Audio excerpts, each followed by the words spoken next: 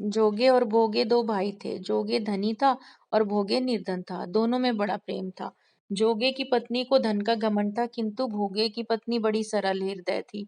पितृपक्ष आने पर जोगे की पत्नी ने उससे पितरों का श्राद्ध करने के लिए कहा, तो जोगे ने इसे बेकार का काम समझकर टाल दिया। किंतु उसकी पत्नी समझती थी कि यदि ऐसा नहीं करेंगे तो लोग बातें बनाएंगे। फिर उसे अपने मायके वालों को दावत पर बुलाने और अपनी शान दिखाने का यह उचित अवसर भी लगा।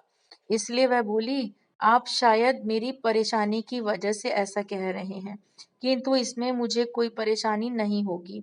मैं भोगे की पत्नी को बुला लूंगी, दोनों मिलकर सारा काम कर लेंगी। फिर उसने जोगे को अपने पीहर न्योता देने के लिए भेज दिया। दूसरे दिन उसके बुलाने पर भोगे की पत्नी सुबह सवेरे आकर काम में जुट गई।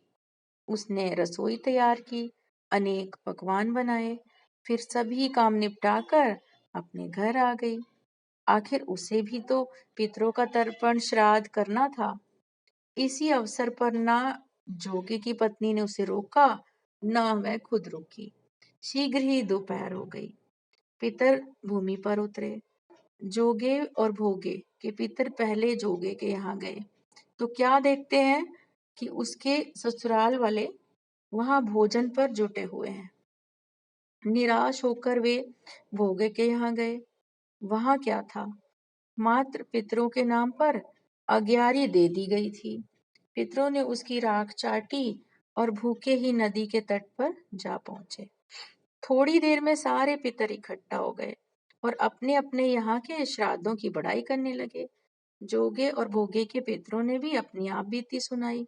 फिर वे सोचने लगे, अगर भोगे समर्थ होता तो शायद उन्हें भूखा न रहना पड़ता, मगर भोगे के घर में तो 2 जून की रोटी भी खाने को नहीं थी।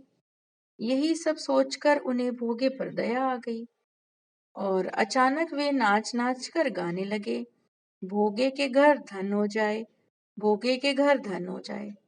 शाम होने को हुई। भोगे के बच्चों को कुछ भी खाने को नहीं मिला था। उन्होंने अपनी माँ से कहा, भूख लगी है। तब उन्हें टालने की गरज से भोगे की पत्नी बोली, जाओ, आंगन में हौदी है, औंधे मुंह रखी है, उसे जाकर खोल लो और जो भी कुछ मिले आपस में बांट कर खा लेना। बच्चे वहां पहुंचे तो क्या देखते हैं कि हौदी तो मोहरों से भरी पड़ी है। वे दौड़े दौड़े माँ के पास पहुंचे और उन्हें सारी बातें बताई। तो आंगन में आकर जब भोगे की पत्नी ने यह सब कुछ देखा तो वह बहुत हैरान रह गई।